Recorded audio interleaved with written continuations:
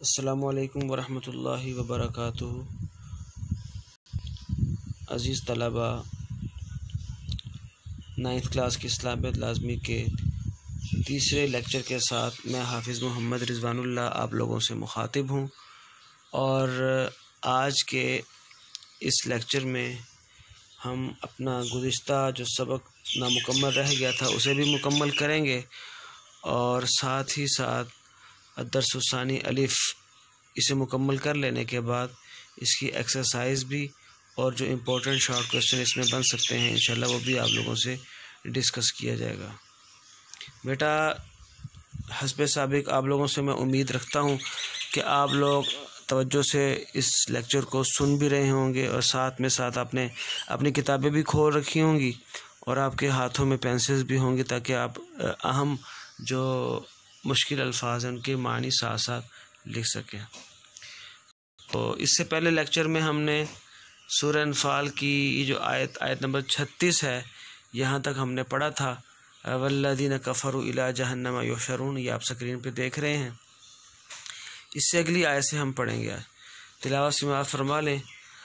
اعوذ باللہ من الشیطان الرجیم، بسم اللہ الرحمن الرحیم۔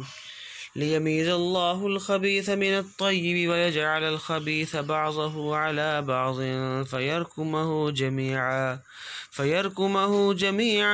فیجعلہ فی جہنم اولئک هم الخاسرون، صدق اللہ العظیم۔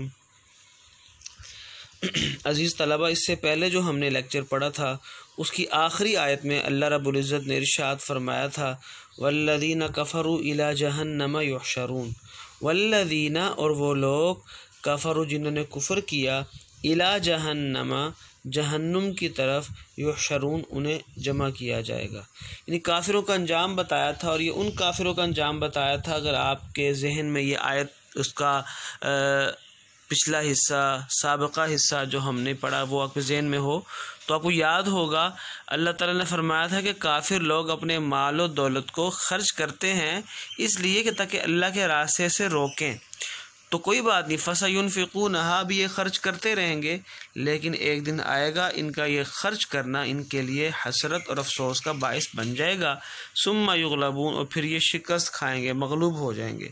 تو اسی طرح کے کافروں کا انجام یہ بیان فرمایا کہ ایک تو یہ مغلوب ہو جائیں گے، دنیا میں شکست کھائیں گے، اور کافروں کا انجام آخرت میں یہ ہوگا کہ الی جہنم یحشرون، انہیں جہنم کی طرف جمع کر دیا جائے گا۔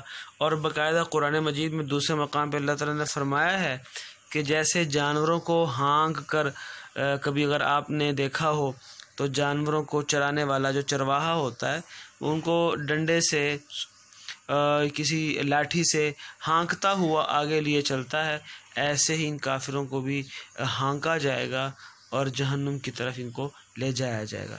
اس لیے آپ دیکھ رہے ہیں کہ کتاب میں ترجمہ لکھا ہوا ہے اس آیت کا، والذین کفروا الی جہنم یحشرون، کہ اور کافر لوگ دوزخ کی طرف ہانکے جائیں گے۔ اسی مناسبت سے اس کا یہ ترجمہ بامحاورہ کیا گیا۔ لیمیز اللہ الخبیث من الطیب ویجعل الخبیث بعضہ علی بعض، یہ سارا معاملہ جو ابھی اللہ تعالیٰ نے بیان فرمایا ہے کہ کافروں کا انجام یہ ہوگا اور جہنم کی طرف انہیں جمع کر دیا جائے گا، اکٹھا کر دیا جائے گا، ہانکا جائے گا، اور یہ سارے معاملات، اور اس سے پہلے جو اللہ تعالیٰ نے فرمایا تھا کہ اہل ایمان جو ہیں وہ بیت اللہ کے، خانہ کعبہ کے متولی ہیں، اور وہی اس بات کا حق رکھتے ہیں کیونکہ وہ متقی ہیں، اور پھر کافروں کی بھی عادات بتائیں کہ وہ اپنا مال و دولت اللہ کی راہ میں خرچ کرنے کے بجائے اللہ کی راہ سے روکنے کے لیے خرچ کرتے ہیں، اور پھر ان کا یہ انجام بیان فرمایا کہ ان کو جہنم کی طرف لے جایا جائے گا۔ فرمایا سارا معاملہ اس لیے ہے، لیمیز اللہ، لیمیز تاکہ الگ کر دے۔ آپ کو میں نے کل بھی بتایا، پچھلے لیکچر میں بھی بتایا تھا، اسی بات کو میں دہرا رہا ہوں کہ چونکہ لام سے ڈی کے بعد یمیزہ یہ ایک ورب ہے، ناؤن نہیں ہے بلکہ ورب ہے، اس لیے ہم لیمیزہ، لام سے لی کا معنی کریں گے تاکہ، یمیزہ میں نے جدا کر دے، الگ کر دے، لیمیزہ تاکہ الگ کر دے، تاکہ جدا کر دے، اللہ تعالی، الخبیثہ ناپاک کو، من الطیبی پاک سے۔ خبیثہ کا معنی عربی زبان میں ناپاک چیز ہوتا ہے، اور اس کا برعکس، اس کے الٹ اور اس کا متضاد جو ہے وہ طیب ہے۔ الخبیث اور الطیب یہ دو الفاظ آپس میں متضاد ہیں۔ تو لیمیز اللہ الخبیثہ، اللہ تعالیٰ کیا چاہتے ہیں؟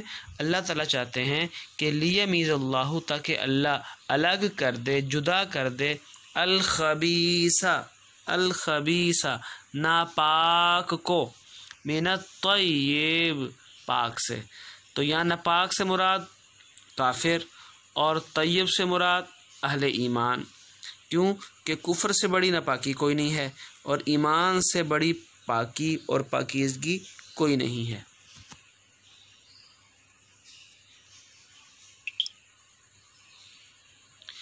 تو آگے بڑھتے ہیں ہم۔ لیمیز اللہ الخبیث من الطیب، تاکہ جدا کر دے اللہ تعالیٰ ناپاک کو پاک سے، یعنی اہل کفر اور اہل ایمان میں اللہ تعالیٰ فرق کرنا چاہتے ہیں۔ اور اللہ تعالیٰ کیا چاہتے ہیں؟ وَيَجْعَلَ، اور بنا دے، الخبیث ناپاک کو۔ ویسے وَيَجْعَلَ کا معنی بنا دے ہم یہاں پہ یوں بھی کر سکتے ہیں، اور رکھ دے، وَيَجْعَلَ اور رکھ دے، الخبیث ناپاک کو، بعضہ علی بعض ایک دوسرے کے اوپر۔ یوں سمجھیے جیسے ایک مثال سے میں بات کو سمجھانا چاہوں گا کہ جب کوئی انسان جھاڑو لگا رہا ہوتا ہے تو جھاڑو لگانے میں وہ کوڑا اکٹھا کرتا ہے، اور کوڑا یا جو بھی گند وغیرہ ہے اسے اکٹھا کرتا ہے، اور اکٹھا کرنے کے بعد ایک جگہ اسے ڈھیر بنا دیتا ہے۔ تو جب کوڑا اکٹھا کر رہا ہوتا ہے تو کوڑا جو بکھرا ہوا ہوتا ہے جھاڑو کے ذریعے اسے اکٹھا کرتا رہتا ہے، ایک دوسرے کے ساتھ ڈھیر لگاتا رہتا ہے، اور وہ جو گند وغیرہ کوڑا وغیرہ وہ ایک دوسرے کے اوپر آ جاتا ہے اکٹھا ہونے کے بعد، اور ہم اس کا ایک ڈھیر بنا دیتے ہیں۔ بالکل اس بات کو ذہن میں رکھیں تو اب بات واضح ہو جائے گی۔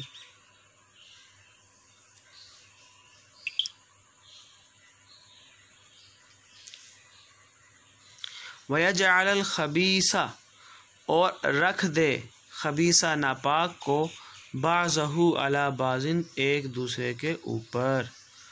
اور اس کے بعد کیا ہوگا؟ فَيَرْكُمَهُ پس، فا کا معنی پس، یرکما ڈھیر بنا دے، ڈھیر لگا دے یا ڈھیر بنا دے، ہو اس کا، جمیعاً سارے کا سارا، اس سارے کے سارے کا اللہ تعالیٰ ایک ڈھیر بنا دے۔ تو اب جو میں نے مثال آپ کو دی تھی اس مثال کو اگر آپ ذہن میں رکھیں تو بات تھوڑی واضح ہو جائے گی۔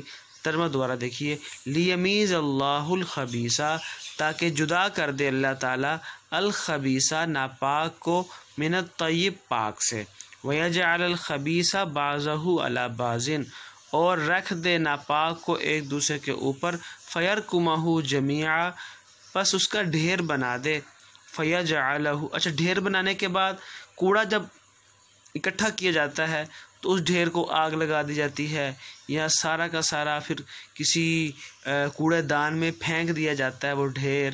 تو یہاں اللہ تعالیٰ نے فرمایا کہ ان کافروں کا بھی، ان ناپاک لوگوں کا بھی ڈھیر بنا کے، فیجعلہ فی جہنم فیجعلہ پس ڈال دے اس کو، یعنی اس ڈھیر کو، فیجعل فا میں نے تو یا پس، یجعل ڈال دے، ہو اسے، یہ اشارہ ہے اس ڈھیر کی طرف جس ڈھیر کا بھی پیچھے ذکر کیا کہ اللہ تعالیٰ اس ناپاک کا ڈھیر بنا دے، تو فیجعلہ پس ڈال دے اس کو، فی جہنم جہنم میں۔ اولئک ھم الخاسرون، اولئک یہی وہ لوگ ہیں، اولئک ھم یہی وہ لوگ ہیں، الخاسرون جو خسارہ پانے والے ہیں۔ خسارہ مطلب نقصان اٹھانے والے۔ اللہ تعالیٰ نے اہل کفر کو فرمایا کہ اصل نقصان انہوں نے اٹھایا کہ دنیا میں جو کمایا تھا مال و دولت وہ بھی اللہ کی راہ میں خرچ کرنے کے بجائے اللہ کی نافرمانی کے راستے میں، اللہ کے نیک راستے سے روکنے کے لیے خرچ کیا، تو وہ مال و دولت بھی غلط جگہ استعمال ہوا، اور پھر اس سے بڑا خسارہ یہ ہوا کہ جہنم میں داخل کر دیے گئے، اور یہ سوچتے رہے کہ ہم بڑے اچھا کام کر رہے ہیں۔ اللہ تعالیٰ نے دوسرے مقام پہ اس بات کو واضح فرمایا ہے۔ آپ میں سے جو حفاظ کرام ہیں وہ اس آیت پہ غور کیجیے گا۔ فرمایا غالباً یہ 16ویں پارے میں یہ آیت ہے، الذین ضل سعیہم فی الحیات الدنیا وہم یحسبون انہم یحسنون صنعا۔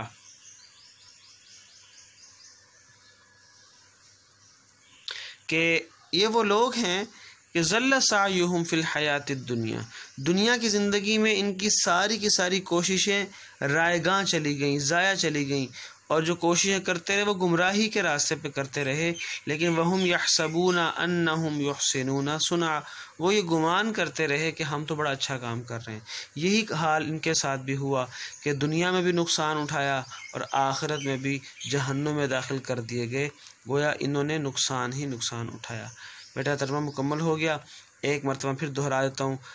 آپ یقیناً جانتے ہیں کہ on line class, on line lecture میں وہ جو ہے صورتحال تو نہیں ہوتی جیسے آمنے سامنے بیٹھ کر ہوتی ہے، جس میں اساتذہ کرام آپ کو پڑھا رہے ہوتے ہیں اور آپ براہ راست سن رہے ہوتے ہیں، اور کوئی بات سمجھ نہ آ رہی ہو تو فوری طور پہ آپ ہینڈ ریز کر کے اپنا ہاتھ بلند کر کے آپ پوچھ بھی لیتے ہیں، اور اسی نشست میں وہیں بیٹھے بیٹھے آپ کو اساتذہ کرام بات واضح بھی فرما دیتے ہیں اور سب کچھ آپ کو سمجھ آ جاتا ہے۔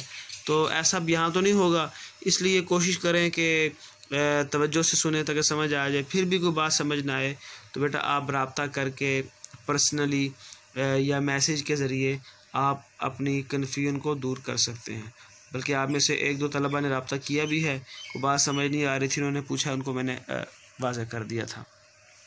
ایک مرتبہ پھر اس کا ترجمہ میں دہرا دوں، لیمیز اللہ، تاکہ جدا کر دے اللہ تعالیٰ، الخبیث من الطیب، ناپاک کو پاک سے، ویجعل الخبیث، اور رکھ دے خبیثہ ناپاک کو، بعضہ علی بعض، ایک دوسرے کے اوپر، فیرکمہ جمیعا، پھر پس اس کا ڈھیر بنا دے سارے کا سارا، یعنی اس سارے کا ڈھیر بنا دے، فیجعلہ، پس ڈال دے اسے، فی جہنم، جہنم میں، اولئک، یہی وہ لوگ ہیں، ہم الخاسرون، جو نقصان اٹھانے والے ہیں۔ ہمارا ترجمہ مکمل ہوا۔ بیٹا یہ ایکسرسائز الکلمات والتراکیب کے نام سے آپ کے سامنے ہے۔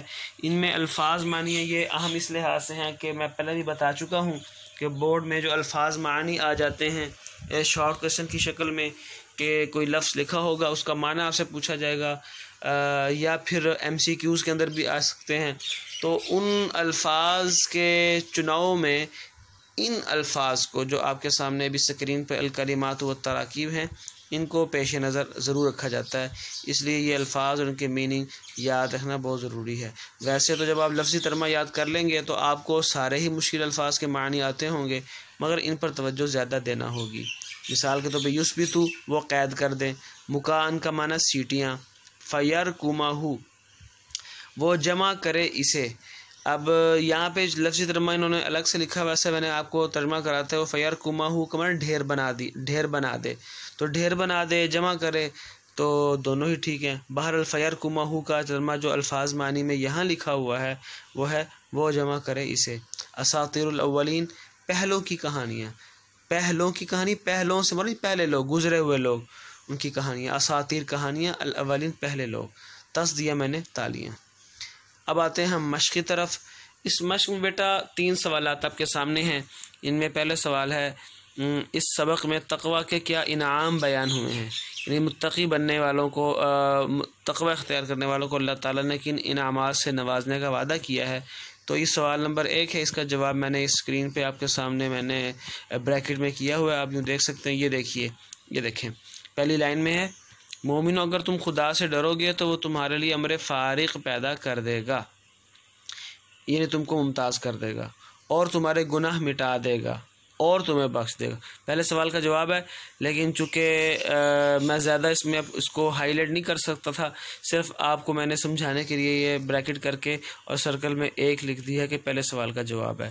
لیکن پیپر میں یوں سوال لکھنے کے بجائے میرا آپ کے لیے مشورہ یہ ہوگا بیٹا کہ آپ اس کو پوائنٹ بنائیں، یعنی تمہارے لیے اگر تم خدا سے ڈرو گے تو نمبر 1 3 آپ پوائنٹ بنا لیں گے۔ نمبر 1 تمہارے لیے امر فارغ پیدا کرے گا، پھر دوسرا پوائنٹ آپ بنائیں گے کہ تمہارے گناہ مٹا دے گا، اور تیسرا پوائنٹ آپ بنائیے گا کہ تمہیں بخش دے گا۔ یہ زیادہ بہتر طریقہ رہے گا۔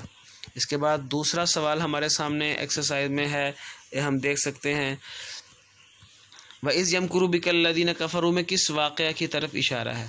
اب یہ واقعہ جو کہ قرآن مجید کی ان آیات میں تو پورا واقعہ نہیں لکھا ہوا، صرف اشارہ دیا گیا ہے کہ وَإِذْ يَمْكُرُ بِكَ الَّذِينَ كَفَرُوا لِيُثْبِتُوكَ أَوْ يَقْتُلُوكَ أَوْ يُخْرِجُوكَ، یہ آپ دیکھیے، یہ میں نے آپ کو ہائی لائٹ کر دیا ہے۔ تو فرمایا کہ ان آیات میں کس واقعے کی طرف اشارہ ہے؟ تو تھوڑا بہت ذکر تو یہاں موجود ہے کہ جب وہ تدبیر کر رہے تھے آپ کے بارے میں کہ آپ کو قید کر دیں یا آپ کو جان سے مار ڈالیں یا یخرجو کا، یہ سوال اگر آ جائے تو آپ نے یوں بتانا ہے، اس کے جواب میں یوں لکھنا ہے کہ ان آیات میں جس واقعے کی طرف اشارہ ہے وہ واقعہ کچھ یوں ہے کہ کفار مکہ ابو جہل کی سربراہی میں اکٹھے ہوئے تھے، میٹنگ ایک کی تھی۔ اس میٹنگ میں اس بات پہ غور کیا گیا تھا کہ آپ صلی اللہ علیہ وسلم کی روز بروز بڑھتی ہوئی جو دعوت دین ہے اور آپ کا جو اثر رسوخ ہے، آپ کا پیغام پھیلتا چلا جا رہا ہے، اس کو کیسے روکا جائے۔ تو اس کے لیے پھر مختلف تجاویز سامنے آئیں اور اس میں ان تجاویز پہ غور کیا گیا۔ 3 تجاویز تھیں، جن 3 تجاویز کا یہاں آیت میں ذکر ہے۔ تو آخر میں پھر ان تینوں تجاویز میں سے جس تجویز پر انہوں نے فیصلہ کیا وہ کیا تھا کہ نعوذ باللہ آپ صلی اللہ علیہ وسلم کو جان سے مار دیا جائے۔ لیکن اللہ تعالیٰ فرماتے ہیں کہ وَيَمْكُرُونَ وَيَمْكُرُ اللَّهُ، کہ وہ بھی تدبیر کر رہے تھے، اللہ تعالیٰ نے بھی تدبیر کی اور وہ اپنی تدبیر میں وہ کافر اپنی تدبیر میں کامیاب نہیں ہو سکے۔ تو اس واقعے کی طرف اس میں اشارہ ہے، آپ اس کو مختصر لکھیے گا جیسے میں نے آپ کو بتایا ہے۔ اور تیسرا سوال ہمارے سامنے بیٹا ہے، کفار کے مطالبے کے باوجود اللہ تعالیٰ نے ان پر عذاب کیوں نازل نہ کیا؟ تو اس کا جواب بھی آپ کو آیت میں مل جائے گا۔ یہ دیکھیے، میں نے آپ کے سامنے یہ اسکرین پہ بریکٹ میں کر کے لائن کو اور نمبر 3 لکھ دیا ہے، یہ تیسرے سوال کا جواب ہے۔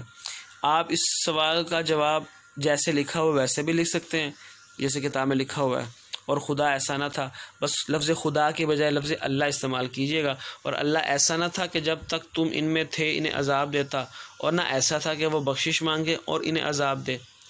اور آپ اس کو پوائنٹس بنا کے بھی لکھ سکتے ہیں۔ سوال میں پوچھا گیا کہ اللہ تعالیٰ نے ان کے مطالبے کے باوجود انہیں عذاب کیوں نہیں دیا، تو آپ جواب میں یوں لکھ سکتے ہیں، تو کفار کے مطالبے کے باوجود ان کو عذاب نہ دینے کی 2 وجوہات تھیں۔ نمبر 1، آپ صلی اللہ علیہ وسلم کی ذات بابرکات، مقدس اور بابرکت ذات ان میں موجود تھی۔ نمبر 2، ان میں ایسے لوگ بھی تھے جو بخشش مانگتے تھے اور استغفار کرتے تھے۔ تو یہ 2 باتوں کے ہوتے ہوئے عذاب نہیں آیا۔ یوں پوائنٹ بنا لیں اور اگر چاہیں تو آپ یہ ترجمہ ہو بہو لکھ سکتے ہیں۔ یہ 3 سوال بیٹا پورے ہوئے۔ اب آتے ہیں ہم اس ترجمے میں دوبارہ کچھ سوالات بنتے ہیں جو ایکسرسائز میں تو نہیں ہے لیکن بن سکتے ہیں، وہ میں آپ لوگوں کو تھوڑا واضح کر دوں گا۔ سب سے پہلے پہلی لائن میں دیکھیے آپ کہ مومنو اگر تم خدا سے ڈرو گے تو وہ تمہارے لیے امر فارغ پیدا کر دے گا۔ اس کو آپ MCQs کے حوالے سے ذہن میں رکھیے گا، اس میں سے MCQ بن سکتا ہے کہ اگر تم خدا سے ڈرو گے تو وہ تمہارے لیے پیدا کر دے گا۔ 4 آپشن بنیں گی، امر فارغ، اور اس کے علاوہ 3 آپشن کوئی اور بن سکتی ہیں۔ میں یہ سمجھتا ہوں اگر آپ کو ترجمہ اچھی طرح یاد ہو تو آپ کے لیے ترجمے میں سے کوئی MCQs اگر بن جائے تب بھی، کوئی سوال آ جائے تب بھی آپ ایزیلی اس کو کر سکیں گے۔ اسی طرح اگلی لائن میں آ جائیے۔ اگلی لائن میں لکھا ہے، جو میں نے انڈر لائن کیا ہوا لکیر لگائی، آپ دیکھ رہے ہیں، جب کافی لوگ تمہارے بارے میں چال چل رہے تھے کہ تم کو قید کر دیں یا جان سے مار ڈالیں یا وطن سے نکال دیں۔ اس کا سوال شارٹ کویسچن بن سکتا ہے۔ سوال یوں بنے گا، آپ ذہن میں رکھیے گا کہ کافر لوگ آپ صلی اللہ علیہ وسلم کے بارے میں کیا چال چل رہے تھے، یہ کیا تدبیر کر رہے تھے، یہ کیا تجاویز پیش کر رہے تھے۔ تو 3 طرح کا ان کا 3 طرح کی تجاویز تھیں۔ تو جواب یہ بنے گا کہ کافر لوگ آپ صلی اللہ علیہ وسلم کے بارے میں یہ چال چل رہے تھے کہ یہ آپ کو قید کر دیں یا جان سے مار ڈالیں یا جلا وطن کر دیں۔ یا یہ سوال یوں بھی بن سکتا ہے کہ آپ صلی اللہ علیہ وسلم کے بارے میں کون سی 3 تجاویز انہوں نے پیش کی، یا ان کی میٹنگ میں کیا تجاویز پیش کی گئی، جس اعتبار سے بھی ہو جواب اس کا اس لائن میں سے آپ کو مل جائے گا۔ اسی طرح اگلی لائن میں وَيَمْكُرُونَ وَيَمْكُرُ اللَّهُ، یہاں سے ترجمہ جو اگر دیکھیں آپ تو MCQ بن سکتا ہے، تو ادھر تو وہ چال چل رہے تھے اور ادھر خدا چال چل رہا تھا، اس میں سے MCQ بنے گا۔ تو ادھر تو وہ چال چل رہے تھے اور ادھر چال چل رہا تھا، کون جی؟ خدا، یعنی اللہ تعالیٰ، اور 3 آپشن اور بھی ہوں گی، تو آپ نے لفظ اللہ پر، اگر آپشن میں لفظ اللہ موجود ہو تو لفظ اللہ پر ٹک کیجئے، اور اگر پیپر کے اندر آپشن میں خدا کا لفظ ہے تو خدا پہ ٹک کرنا ہوگا آپ کو، پھر لفظ خدا پر۔ اسی طرح واللہ خیر الماکرین، اور خدا سب سے بہتر چال چلنے والا ہے، اس میں سے بھی MCQs بن سکتا ہے۔ آگے آ جائیے، وَإِذَا تُتْلَىٰ عَلَيْهِمْ آيَاتُنَا، ترجمے میں دیکھیے، میں نے انڈر لائن کیا ہوا ہے، اور جب ان کو ہماری آیات پڑھ کر سنائی جاتی ہیں، یہاں بھی بالکل ایسا ہی ہے۔ سوال یوں بنے گا کہ جب کافروں کو اللہ کی آیات پڑھ کر سنائی جاتی ہیں تو وہ کیا کہتے ہیں، ان کا رد عمل کیا ہوتا ہے، ان کا جواب کیا ہوتا ہے؟ تو جواب کیا ہوگا؟ آپ ترجمہ بھی لکھ سکتے ہیں اور اپنے الفاظ میں بھی لکھ سکتے ہیں کہ جب ان کو ہماری آیتیں پڑھ کر سنائی جاتی ہیں تو یہ کہتے ہیں یہ کلام ہم نے سن لیا ہے، اگر ہم چاہیں تو ہم اس طرح کا کلام کہہ سکتے ہیں، ہم بھی بنا سکتے ہیں۔ تو آپ ترجمہ بھی لکھ سکتے ہیں جواب میں، اور چاہیں تو اپنے الفاظ میں، کہ جب ان کو اللہ کا کلام پڑھ کر سنایا جائے تو وہ کہتے ہیں یہ تو قصے کہانیاں ہیں، اور ہم چاہیں تو ہم بھی ایسا بنا لیں، ہم نے اس کو سن لیا، یہ سب کچھ وہی قصے کہانیاں ہی ہیں۔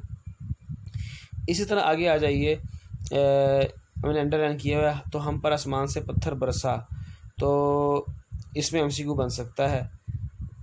اسٹیٹمنٹ یوں بنے گی، جب انہوں نے کہا کہ اے خدا اگر یہ قرآن تیری طرف سے برحق ہے تو ہم پر آسمان سے برسا، کیا برسا؟ پتھر، کنکریاں، اولے، جو بھی 4 آپشن بنیں گی، آپ پتھر پہ ٹک کریں گے۔ اسی طرح آگے دیکھیے، انڈر لائن جو میں نے کیا ہوا ہے، اور ان کے لیے کون سی وجہ کہ وہ انہیں عذاب نہ دے جبکہ وہ مسجد محترم میں نماز پڑھنے سے روکتے ہیں۔ یہ سوال بن سکتا ہے اور MCQ بھی بن سکتا ہے۔ سوال اگر بنے گا تو آپ یوں کہہ سکتے ہیں کہ اللہ تعالیٰ نے کافروں کا کون سا برا عمل بیان فرمایا جس کی وجہ سے وہ عذاب کے مستحق ہیں، یا ان کا کون سا ایسا عمل ہے جس کی بدولت وہ عذاب کے مستحق قرار پاتے ہیں، یا جس انداز میں سوال بنے تو آپ اس کو غور کر لیں، دیکھ لیں کہ وہ مسجد محترم یعنی مسجد حرام میں نماز پڑھنے سے روکتے ہیں، اس وجہ سے فرمائیں کہ عذاب ان پر آنا چاہیے۔ اور اسی طرح اگلی لائن میں وَمَا كَانَ صَلَاتُهُمْ عِنْدَ الْبَيْتِ إِلَّا مُكَاءً وَتَصْدِيًّا، یہاں بھی آپ دیکھ سکتے ہیں، یہ سوال بڑا مشہور و معروف ہے، آپ سے پوچھا جا سکتا ہے، MCQ بھی بن سکتا ہے اور شارٹ کوسچن بھی بن سکتا ہے کہ کافروں کی نماز خانہ کعبہ میں کیا تھی، کیا نماز پڑھتے تھے، ان کی نماز کیا تھی، اللہ تعالیٰ نے کیا بیان فرمایا؟ تو اس والے سے اللہ تعالیٰ نے فرمایا کہ ان لوگوں کی نماز خانہ کعبہ میں کے پاس سیٹیاں اور تالیاں بجانے کے سوا اور کچھ بھی نہیں تھا، یہی کام کرتے تھے۔ اسی طرح آپ آگے دیکھیے، ان الذین کفروا ينفقون اموالہم، اس میں سوال بنے گا کہ کافر لوگ اپنا مال اللہ کی راہ میں خرچ کرنے کے بجائے کہاں خرچ کرتے ہیں؟ تو جواب دیکھیں کہ کافر لوگ اپنا مال جو ہے نا خرچ اس لیے کرتے ہیں کہ لیصدوا عن سبیل اللہ، تاکہ لوگوں کو خدا کے راستے سے روکیں۔ تو جواب بنے گا یہ اللہ کے راستے سے روکنے کے لیے، لوگوں کو اللہ کے راستے سے روکنے کے لیے اپنا مال خرچ کرتے ہیں۔ اور پھر سوال بن سکتا ہے، MCQ بھی بن سکتا ہے، لیکن سوال شارٹ کوسچن ذہن میں رکھیں کہ ثم تکون علیہم حسرۃ ثم یغلبون، کہ کافر لوگ جو اللہ کے راستے سے روکنے کے لیے اپنا مال خرچ کرتے ہیں نا، جو اس کا انجام کا بیان ہوا، کیا انجام بیان کیا گیا ہے؟ تو اس کا انجام یہ بیان کیا گیا کہ یہ خرچ کرنا ان کے لیے موجب افسوس ہوگا اور وہ مغلوب ہو جائیں گے اور کافروں کو جہنم کی طرف ہانکا جائے گا۔ بیٹا یہ چند امپورٹنٹ کوسچن بنتے ہیں، آپ ان کو ذہن میں رکھیے گا۔ انشاءاللہ اگلے لیکچر میں آپ سے جلد ملاقات ہوگی، بہت ساری دعاؤں کے ساتھ۔ اللہ حافظ، السلام علیکم ورحمۃ اللہ۔